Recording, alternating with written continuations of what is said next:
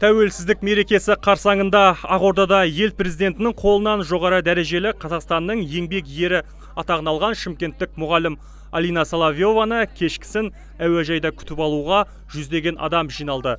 Қолдарына гүл шоқтарымен бірге түрлі ұрандар жазылған плакаттарды ұстаған ұстаздар мен оқушылар еңбегі еленген мұғалімге арнап жалынды сөздерін жаттап дайындалды.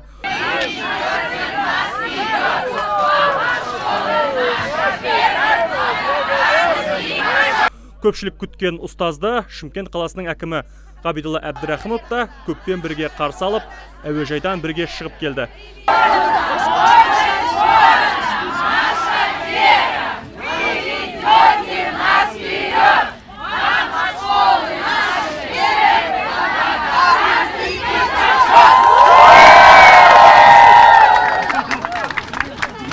Шымкенттегі Пушкин атындағы нөмірі 1 мектепте ұзақ жылдан бері биология пәнінен сабақ беріп, тәуелсіздік мерекесі қарсаңында жоғары атақ алған Алина Соловьеваны өз әріптестері мен оқушылары бірден гүл шоқтарымен көмкеріп тастады. Осы уақытқа дейін мектеп қабырғасында жұмыс жасап жүріп, 35-ке тарта ғылыми еңбектері жазып, өзі баулыған оқушылары түрлі білім сайыстарында 130-ға жуық жүлде алған ұстаз өмірінде мұндай марапатқа ие боламын деп ойламаса керек.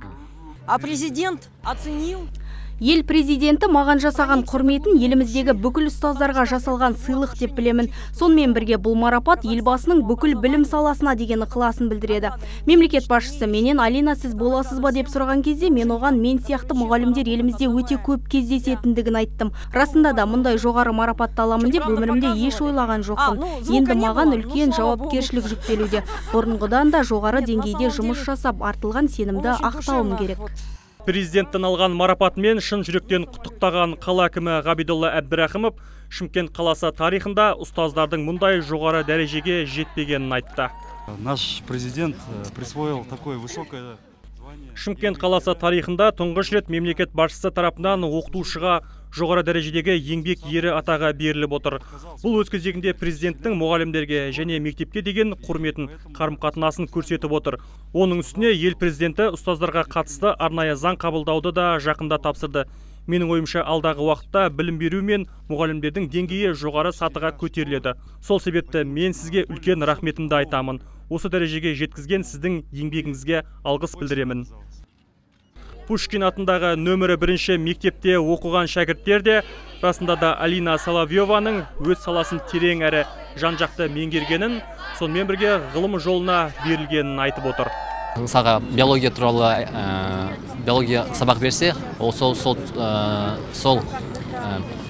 предмет туралы көп бөлу керек. Тек қана школьный программа емес, ол басқа да более углубленный научный еңбектерін береді негізі.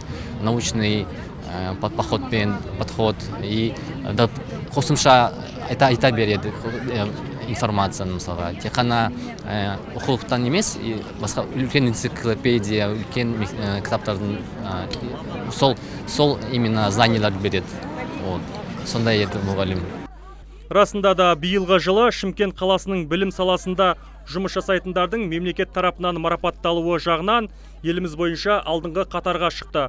Олай дейтініміз Алина Соловьева Қазақстанның еңбек ері атанса, 3-ші мегаполистегі Ыбырай Алтынсарин атындағы нөмірі 65-ші мектеп гимназиясының директоры да мемлекет басшысының жарлығымен парасат орденімен марапатталды.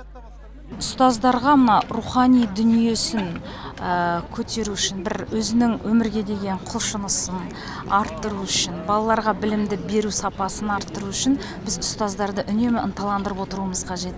Ал енді бүгінгі таңда менің ойымша елбасының қолынан республикалық дәрежеде еңбек ері атанып отырған ұстаздың еңбегі бүкіл Шымкент қаласының педагогтарын ынталандырады деп сенеміз. Сонымен қатар кеше өздеріңізде көрдіңіздер, елбасының жарлығымен парасаты биік 65-ші мектептің директоры Қатира Қырғызбайқызы да парасат орденінің иегері атанды.